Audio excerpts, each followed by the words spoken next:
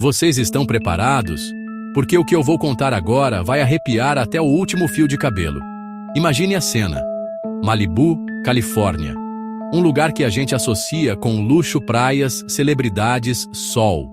Mas quando a noite cai, as colinas guardam segredos antigos. Segredos selvagens. Em uma dessas noites, uma família vivia sua rotina tranquila sem imaginar que estava sendo observada. Uma sombra se movia entre as árvores, silenciosa, letal. Um predador no topo da cadeia alimentar, guiado por um instinto de milhões de anos. Ele não estava caçando por esporte, estava caçando para sobreviver, e o alvo estava cada vez mais perto. A noite avançava, e com ela, a coragem de uma garotinha de apenas 11 anos. Ela tinha uma tarefa simples, algo que provavelmente já havia feito dezenas de vezes: ir até o galinheiro no quintal, talvez para verificar as galinhas, trancar a porta, uma rotina comum em uma casa com um pouco de vida rural. Ela saiu pela porta dos fundos, talvez cantarolando uma música, a inocência da infância a protegendo do medo do escuro. A luz da casa projetava uma longa sombra à sua frente, mas a verdadeira sombra estava em outro lugar, esperando. Paciente, mortal. O silêncio foi rasgado por um som que gela a alma. Um grito. Não um grito qualquer. Um grito de puro terror e dor. Lá fora, a cena era caótica, terrível. O puma, um macho jovem e forte com cerca de 30 quilos de puro músculo, havia se lançado sobre a menina. O ataque foi rápido, brutal e instintivo. Ele a agarrou pelas costas, as garras cravando em sua pele, a força do impacto a derrubando no chão. A intenção do animal era clara: subjugar sua presa.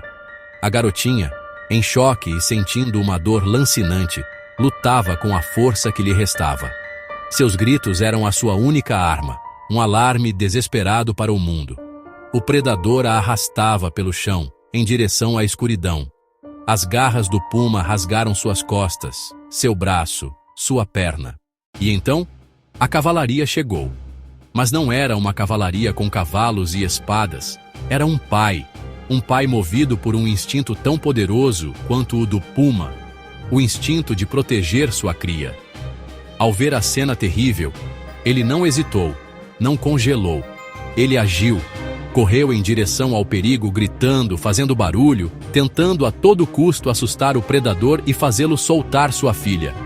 Ele se jogou entre a filha e a fera, colocando o próprio corpo como um escudo, que rapidamente trouxe um taser, uma pistola de choque, uma aposta arriscada, mas a única que eles tinham.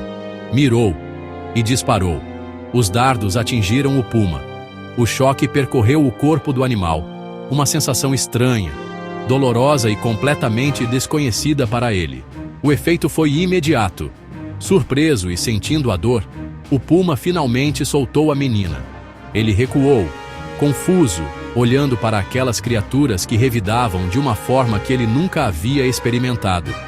O pai agarrou a filha, puxando-a para a segurança da casa. Gente, que história, hein?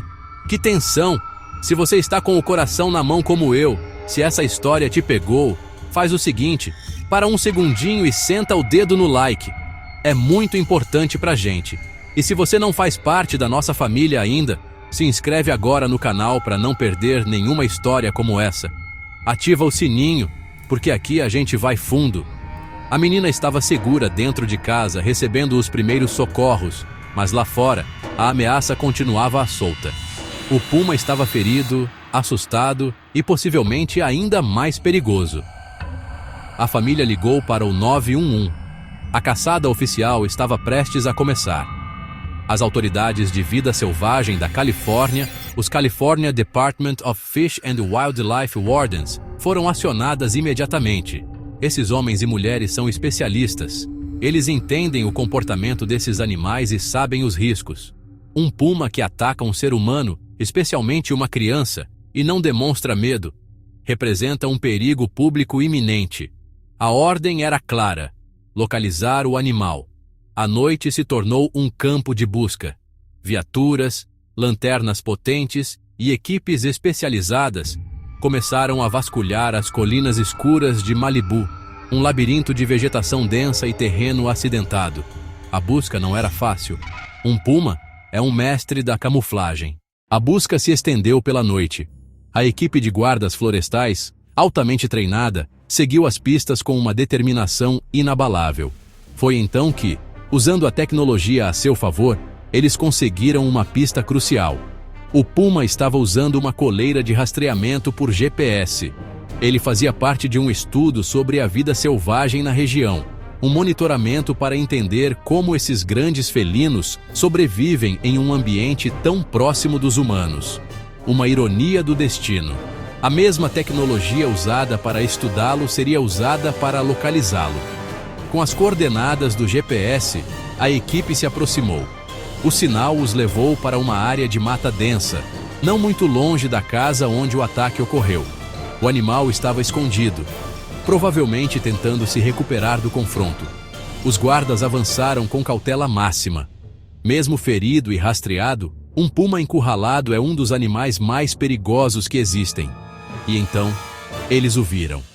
Agachado entre os arbustos, os olhos brilhando ao refletir a luz. O confronto final era inevitável. A decisão que se seguiu é sempre difícil e controversa. Os guardas, com pesar, mas cientes de seu dever, prepararam suas armas. O puma, que por anos vagou por aquelas colinas, estava prestes a ter seu último encontro com os humanos. O som de um disparo ecoou pela noite de Malibu, encerrando a caçada. O puma foi abatido. Um debate necessário. Essa história real nos deixa com o coração acelerado e a cabeça cheia de perguntas. E é aqui que eu quero a sua participação. Quero que você pare e pense. Deixe aqui nos comentários a sua opinião sincera. Você acredita que esses ataques de pumas e outros animais selvagens podem aumentar nas áreas urbanas, com as cidades invadindo cada vez mais o habitat deles? É uma tendência que vai piorar? E a pergunta mais difícil: o que você faria se estivesse na situação daquela família? Se visse seu filho ou alguém que você ama sendo atacado? Qual seria a sua primeira reação? Comenta aqui embaixo. Vamos criar esse debate. A situação é complexa. De um lado, temos o direito à segurança, à proteção das nossas famílias e das nossas casas. É inaceitável viver com medo no próprio quintal. Por outro lado, temos a perspectiva do animal. O puma não é um vilão. Ele não atacou por maldade. Ele atacou por instinto, porque seu território está cada vez menor. Suas fontes de alimento naturais, como veados, estão mais escassas. Ele estava simplesmente tentando sobreviver no mundo que nós, humanos, modificamos drasticamente.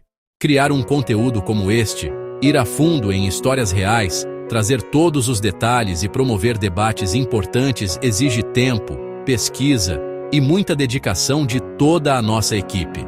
Nós fazemos isso porque acreditamos na força dessas histórias.